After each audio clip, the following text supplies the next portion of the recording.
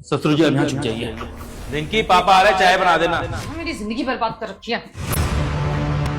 अरे तुम्हारे बाप को चाहिए क्या मेरे नाम की सुपारी? जब देखो तब मुझे परेशान करता रहेगा, आके मेरे सर पे बैठ जाएगा। रिंकी मैं तो हमारे साथ रह लेंगे तो कोई दिक्कत थोड़ी होगी यार, और वैसे भी ज्यादा दिन के लिए थोड़ी यार। अक्ल होनी चाहिए तुम्हारे बाप को, उम्र हो गई है लेकिन अभी तक बुद्धि छोटी। अरे किसी के घर में ऐसे मुंह उठा के नहीं जाया जाता, अकेले थोड़ी रहते घर के अंदर।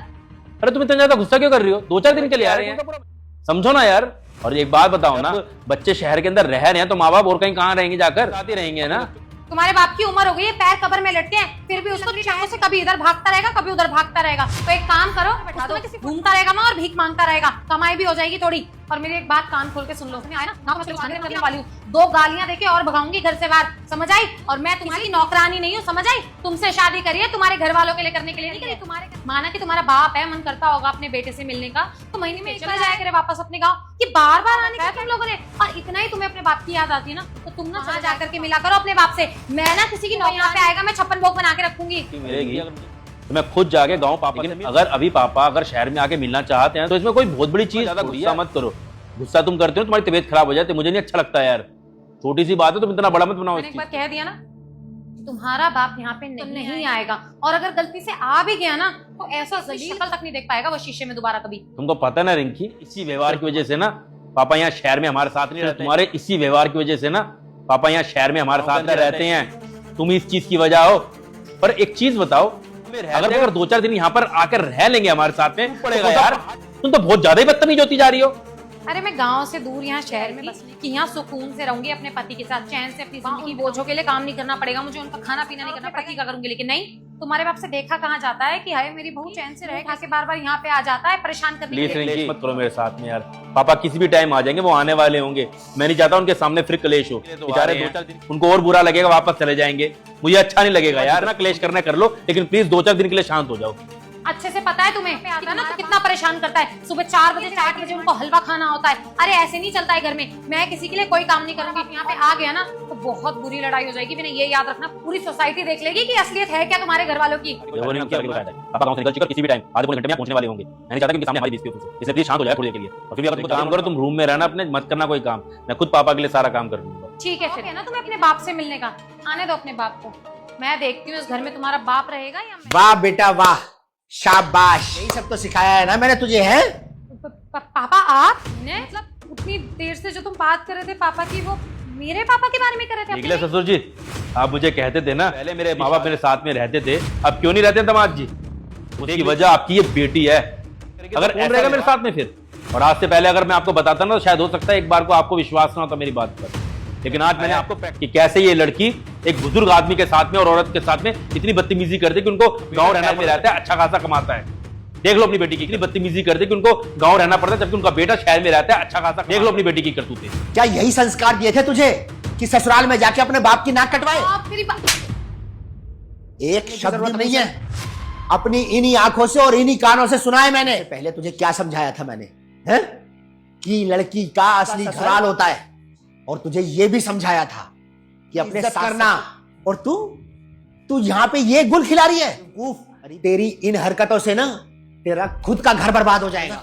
गलती इसकी नहीं है, गलती मेरी है।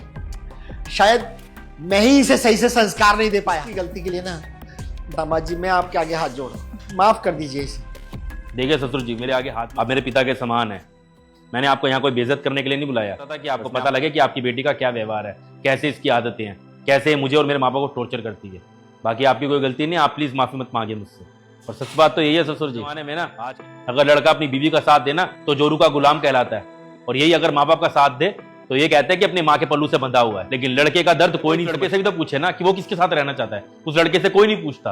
और मैं बताऊं, वो लड़का अपने परिवार को समेट के रखना चाहता है, वो दोनों के साथ रहना चाहता है, वो नहीं चाहता उसका परिवार टूटे, कोई नहीं समझता। अब आप खुद ही सोचिए ना, जिस बेटे को उसके माँ बाप ने पेट काट काट के बड़ा किया, गरीबी के हाल में भी उसके ऊपर कभी किसी चीज की आंच नहीं आने दी, पढ़ा लिखा के इस काबिल बनाया कि वो सक्सेसफुल हो सके, और वो सक्सेसफुल होने के बाद में लड़का अपने माँ बाप को अपने साथ नहीं रख सकता, मेरा दर्द कौन समझेगा?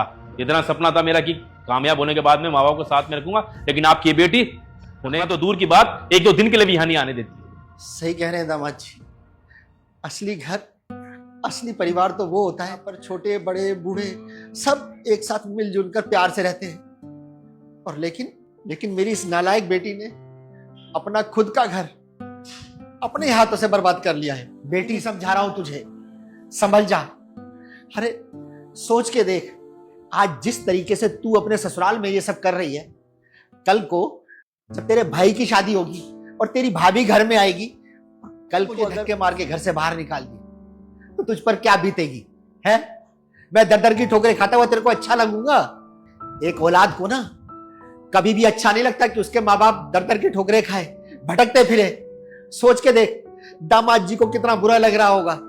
उनके माँ बाप पता नहीं कहाँ धक्के खा रहे होंगे, कहाँ ठोकरें खा रहे होंगे। पापा पर वो ऐसा क्यों करेंगे? वो तो आपसे बहुत प्यार करते हैं ना। अरे क्यों नहीं कर सकती? अरे जब तेरे को मैंने संस्कार दिए हैं और तू ऐसा, तो उसका तो पता ही क्या कि उसे संस्कार होंगे या नहीं होंगे।